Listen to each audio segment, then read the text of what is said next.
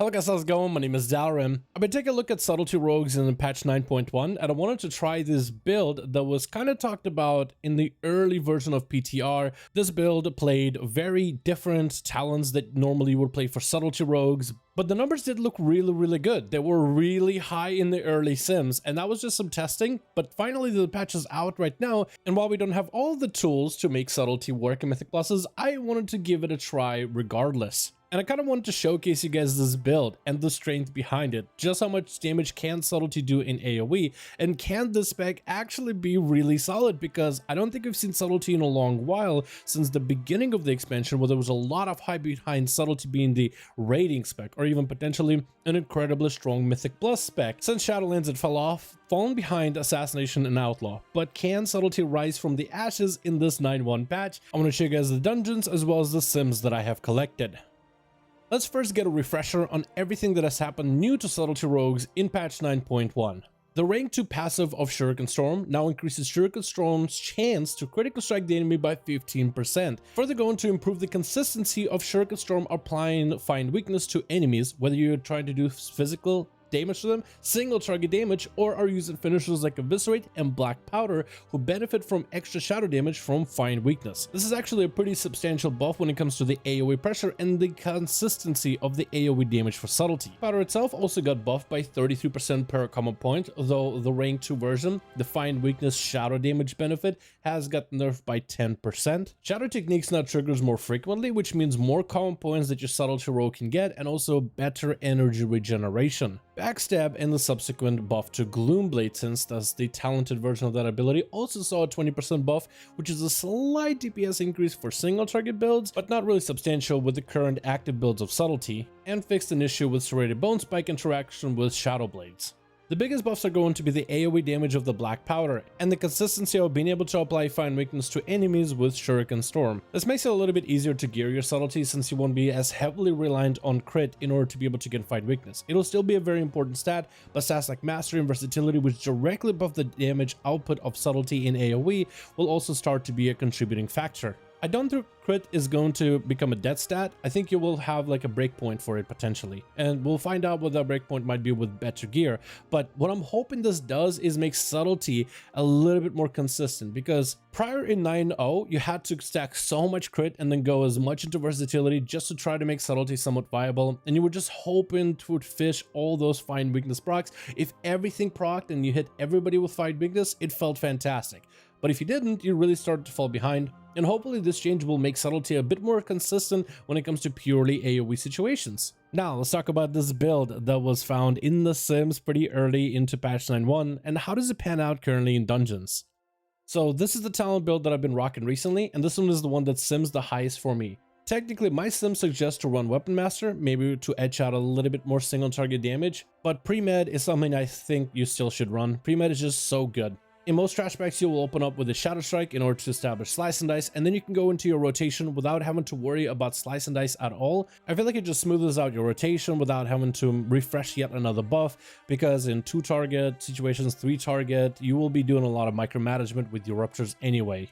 In level 25 row, Shadow Focus smooths out your rotation a ton. Playing without it feels awful. At level 30, Deeper Stratagem is fantastic. You're going to be generating a lot of common points. It amps up your finishers a little bit as well, and you shouldn't need Vigor, because you shouldn't have any energy problems with this build at all. Level 35 row, Cheat Death is an excellent safety net. You can even use Cheat Death to strategically cheat mechanics for bosses so you can continue DPSing. Level 40 is really up to you. Level 45 is an interesting row between Dark Shadow and Enveloping Shadows. I really want to put a build together with Dark Shadow for like an all-in build. I think it would be super fun seeing some really wacky big numbers, but Enveloping Shadows right now is just a better choice. It sims best all around for single target as well as AoE, and Mythic Pluses are going to be partially single target, partially cleave, partially AoE. I believe Enveloping Shadows is simply the best choice in the row. And level 50 is where we get spicy with Shuriken Tornado. I don't think I've ever seen rogues take this talent unless it was during the early Zul progression back in BFA for the Uldir raid. That was super fun, since rogues had a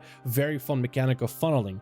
Ever since they nerfed funneling, and then they gave us a finisher that does AoE damage, we did become a little bit different in terms of how we play, and I think this difference is going to be better for the AoE damage output. And in the recent sims, it looks like Shuriken Tornado is looking really good for patch 9.1, so I wanted to take it into the Mythic Pluses, Give it a go, try it out. How does it feel, and how do you even fit it into your rotation? It's an ability that costs 60 energy. How would you put it in your single target? When should you use it for AoE? And for AoE, it's really easy. For single target and cleave, that's where it gets a little iffy. Let's first start with the fun part, the AoE damage, and this is where Shuriken Tornado is fantastic in. It basically, after a little bit of a downtime, it automates your character automatically using Shuriken Storm over and over and over 4 times in a row. So you'll press it, a second will go by, then your character just starts spinning, sending out those shurikens as if you're the one pressing Shuriken Storm. So that means in that same global that you spam in Shuriken Storm, you can hit enemies with the black powder to do big AoE damage. Or if you're in a situation where you do need to funnel, like Spires of Ascension, they do have some nasty mobs that provide their allies a DR, you might be able to exchange that black powder for Eviscerate to put out more of that single target damage to take out that mob quickly. This ability does cost 60 energy, and it ends up being kind of expensive. It's exceptionally strong in more than one target situations, like Cleave or pure AoE, where there's at least 8 targets around you. And while Shuriken Storm feels fantastic in 8 targets, 3 targets, even 2 targets, it does feel a little weird in single target. But since Mythic pluses are not just boss damage, not just boss fights, and maybe if it's a fortified week, for example, you could run this build and have quite a bit of fun with it, especially if the tank is looking to pull a lot of mobs. But we're not done with prepping the build. I do want to take a look at the Legendaries, which Legendaries are looking very synergetic with this playstyle in particular. If you were going to pair this build with Legendaries, Mark of the Master Assassin is fantastic if you're going to do some low-end keys in order to try this build. It's probably the most burstiest version of this build for things that are not going to live long enough. In keys like 10s or lower, if this is Legendary you want to run just to try and mess around and have some fun, Mark of Master Assassin is a fantastic option. However, if your targets are going to live for more than a few seconds, Finality is a way better choice. More Eviscerates and Black Powder will contribute towards single target damage as well as AoE damage. And even Rupture actually has benefits on 2 target, 3 target cleaves because you will want to maintain Ruptures on those targets. But the ultimate Legendary, especially if you're Venthyr, Obedience is the best one of the bunch. Flagellation will also increase your versatility by 1%. This counts for while you're stacking your Flagellation buff, and also after it drops off, it'll still give you that residual versatility. And you also reduce the cooldown of Flagellation with every common point spent. For single targets, you're looking at a minute CD, which lines up with all the rest of your abilities, and for AoE, it's going to be even shorter. Not saying that I'm recommending you guys to play a specific Covenant for this, and I feel like you can play Kyrian. It looks like Kyrian is going to be a really strong choice for Subtlety. Go into patch 9.1, once we get more Soulbinds unlocked and unlock even the Kyrian Legendary, Necrolord is looking also like a very dominant choice for pure AoE. It's just the Venthyr one in particular with that Legendary is looking extra juicy. I think it's probably the best Legendary for pure single target, but also for fantastic AoE. However, the other Covenants might even have some great sims, and definitely it's worth simming your character of whatever Covenant you may be to find out what might be the best choice for you if you do end up playing Subtlety. We also should go over the rotation and the builds and the openers, some of the tips that I have for you guys in terms of what I personally do when it comes to AoE, single target, cleave situations, things I want to focus on. We'll start off with the most fun part, which is the pure AoE. The AoE rotation is very simple. You'll open up on at least 5 targets with a Shuriken Storm into a Slice and Dice, set up a Flagellation, pop every single cooldown with Shuriken Storm. If you are running the crit Lego this way, you'll want to vanish and start spamming Black Powder over and over and over. Shadow Blades, Symbols of Death, any on your Strinkers that you're running, everything in order to combine the most damage. Since you have 5 targets on you at all times, it's probably best to just start spamming Black Powder as much as possible. Every single global should either be Shuriken Storm, Black Powder, and combining any of the other cooldowns that are also going to be off of GCD.